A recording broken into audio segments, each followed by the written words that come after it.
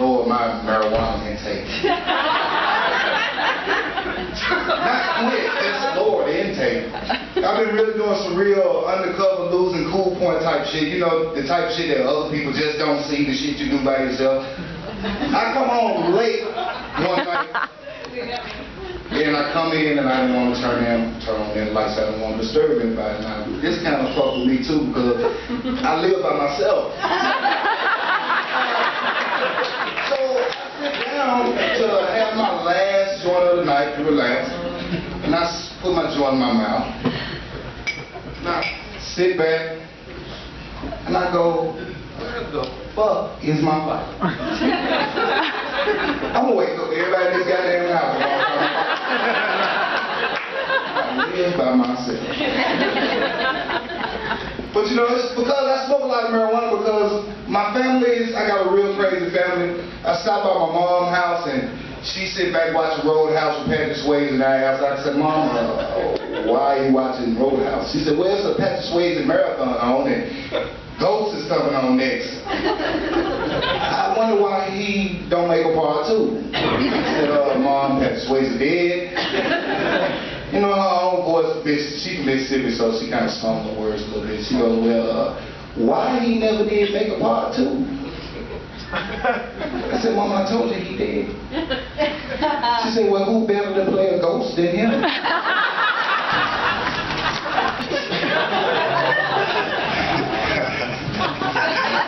I was just recently reading this article the other day, and it stated that alcohol is more dangerous than crack, heroin, and meth.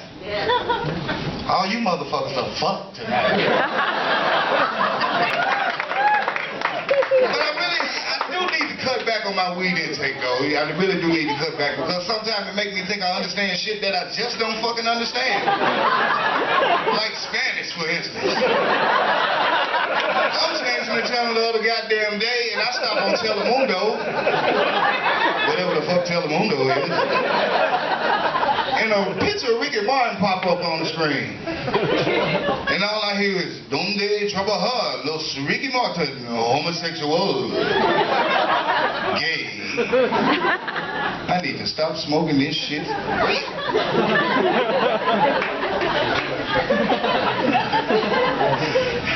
But you know, I'm one of the ones that like to go to the store and watch people lose it on their fucking kids for no goddamn reason. Like I took my mother to the store the other day and there was a little girl in line and it was a man in front of her and he only had one leg and she looked up at her mom and said, hey Mom, what happened to that man's leg? She said, girl, hush, goddamn, be quiet. You're talking too loud. She said, Mama,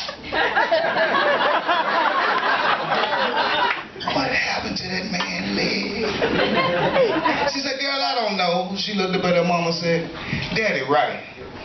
You don't know shit. I can't wait to leave here because I'm going to go find me some Salvation Army workers and break me some bells. Anybody want to join me?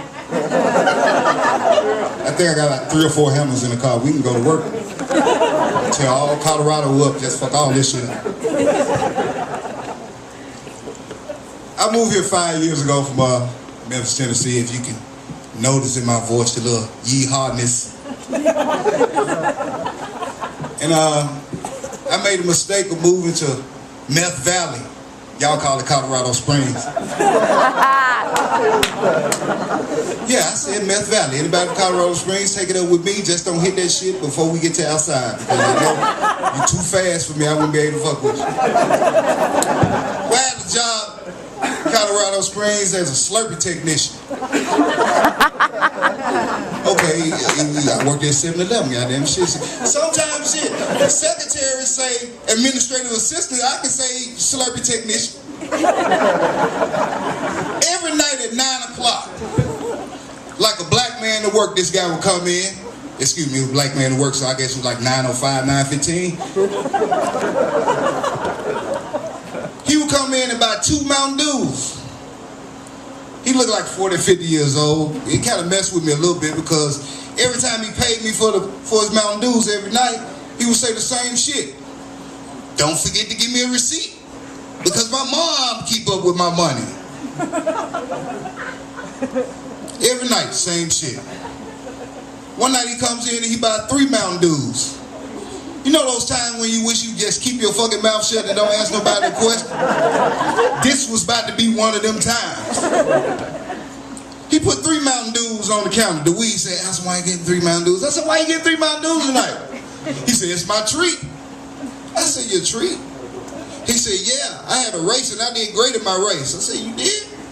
I said, what place you come in? He said, well, it was 3 of us racing and I came in 3rd.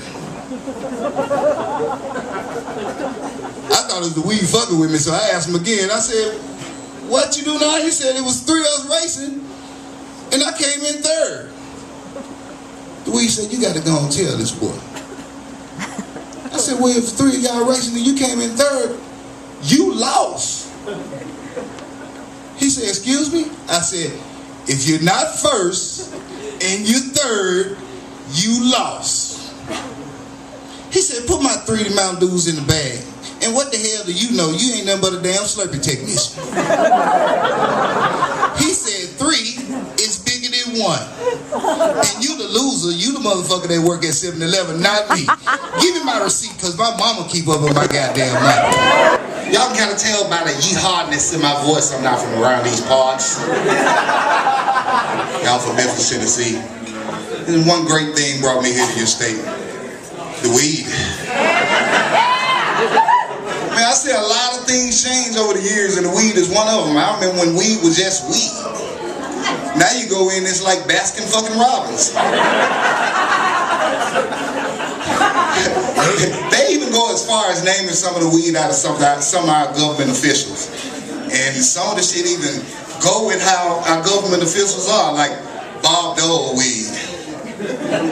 It was alright, but I couldn't move but one arm after I smoked the shit. Then they had Barack Obama weed. You would think this was some pretty good shit, because all presidential was some good shit, right? But the more I smoked, the more I just hoped I was high.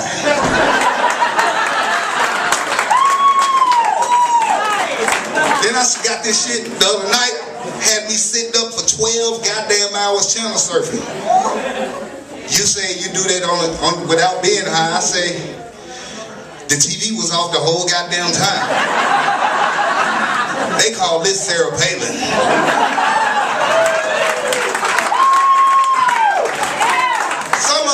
Some of y'all looking at me like, you know, I look a little different, got the long hair, but you know, my family that I come from is no different than your family, no different than your family, no different than Sarah Palin's family.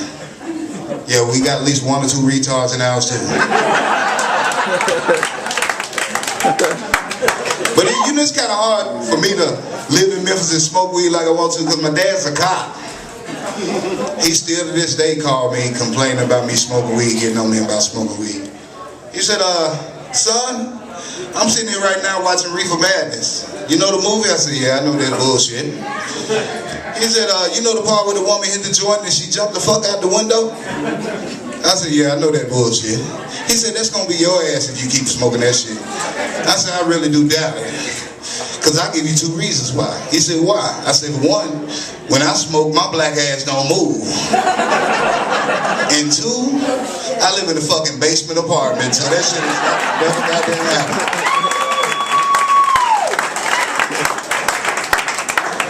Yeah, well, I love Colorado, though. You know, when I first moved here and got my first job, I was living in what y'all call Myth Valley, Colorado Springs. Now I got a job as a Slurpee technician. Well, shit, sometimes like secretary say administrative technician, I can say goddamn Slurpee technician if I want to. Y'all know I work at 7-Eleven, so fucking look. This is the only job I can get, and they let me work high.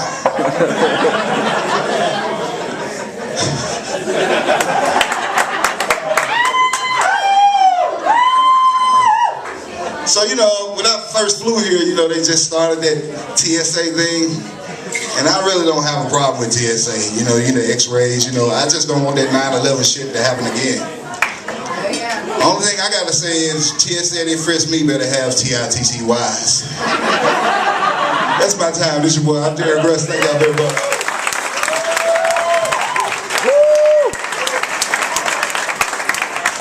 Derrick Rush, everybody. Derrick Rush.